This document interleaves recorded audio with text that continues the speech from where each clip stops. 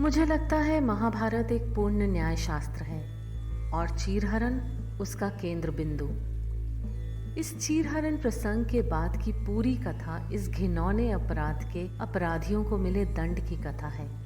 वो दंड जिसे निर्धारित किया भगवान श्री कृष्ण ने और किसी को नहीं छोड़ा, किसी को भी नहीं। दुर्योधन ने उस अबला स्त्री को देखकर अपनी जंघा ठोकी थी तो उसकी जंघा तोड़ी गई।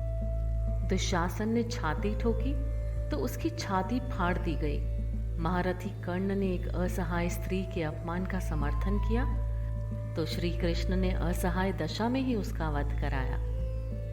भीष्म ने यदि प्रतिज्ञा में बंध कर एक स्त्री के अपमान को देखने और सहन करने का पाप किया तो असंख्य तीरों में बिंध कर अपने पूरे कुल को एक एक कर मरते हुए भी देखा।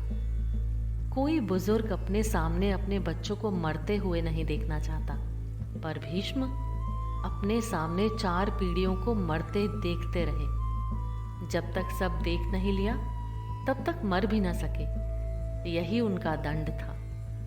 धृतराष्ट्र का दोष था पुत्र मोह, तो 100 पुत्रों के शव को कंधा देने का दंड उन्हें मिला। 100 हाथियों के बराबर बल वाला धृतराष्ट्र सिवाय रोने के और कुछ नहीं कर सका। ऐसा नहीं था कि दंड केवल कौरव दल को ही मिला था, दंड पांडवों को भी मिला। द्रौपदी ने वरमाला अर्जुन के गले में डाली थी, तो उनकी रक्षा का दायित्व सबसे अधिक अर्जुन पर था। अर्जुन यदि चुपचाप उसका अपमान देखते रहे तो सबसे कठोर दंड भी उन्हीं को मिला। अर्जुन पितामह भीष्म को सबसे अधिक प्रेम करते थे, तो कृष्ण ने उन्हीं के हाथों पितामह को निर्मम मृत्यु दिलाई। अर्जुन रोते रहे पर तीर चलाते रहे। क्या लगता है अपने ही हाथों अपने अभिभावकों भाइयों की हत्या करने की ग्लानि से अर्जुन कभी मुक्त हुए होंगे? नहीं, वे जीवन भर तड़पे होंगे। यही उनका दंड था।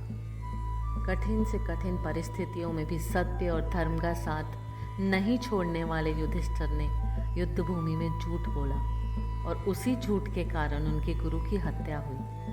ये एक झूठ उनके सारे सत्यों पर भारी रहा। धर्मराज के लिए इससे बड़ा दंड क्या होगा? दुर्योधन को गदा युद्ध सिखाया था स्वयं बलराम ने। एक अधर्मी को गदा युद्ध की शिक्षा देने का दंड बलराम को भी मिला। उनके सामने उनके प्रिय दुर्योधन का वध हुआ और वे चाहकर भी कुछ न कर सके। उस युग में 2 योद्धा ऐसे थे जो अकेले सबको दंड दे सकते थे, कृष्ण और बर्बरीक। पर कृष्ण ने ऐसे कुकर्मियों के विरुद्ध शस्त्र उठाने तक से इनकार कर दिया और बर्बरीक को युद्ध में उतरने से ही रोक दिया। लोग पूछते हैं कि बर्बरीक का वध क्यों हुआ? यदि बर्बरीक का वध नहीं हुआ होता तो द्रौपदी के अपराधियों को यथोचित दंड नहीं मिल पाता। कृष्ण युद्ध भूमि में विजय और पराजय तय करने के लिए नहीं उतरे थे। कृष्ण कृष्णा के अपराधियों को दंड दिलाने उतरे थे। कुछ लोगों ने कर्ण का बड़ा महिमा मंडन किया है, पर कर्ण कितना भी बड़ा योद्धा क्यों ना रहा हो, कितना भी बड़ा दानी ही क्यों ना रहा हो, एक स्त्री के वस्त्र हरण में सहयोग का पाप इतना बड़ा है कि उसके समक्ष सारे पुण्य छोटे पड़ जाएंगे। द्रौपदी के अपमान में किए गए सहयोग ने यह सिद्ध कर दिया कि कर्ण का वध ही धर्म था। स्त्री कोई वस्तु नहीं कि उसे दांव पर लगाया जाए। कृष्ण के युग में 2 स्त्रियों को बाल से पकड़कर घसीटा गया। देवकी का बाल पकड़ा कंस ने और द्रौपदी का बाल पकड़ा दुशासन ने। श्री कृष्ण ने स्वयं दोनों के अपराधियों का समूल नाश किया। किसी स्त्री के अपमान का दंड अपराधी के समूल नाश से ही पूरा होता है, भले वो अपराधी विश्व का सबसे शक्तिशाली व्यक्ति ही क्यों न हो।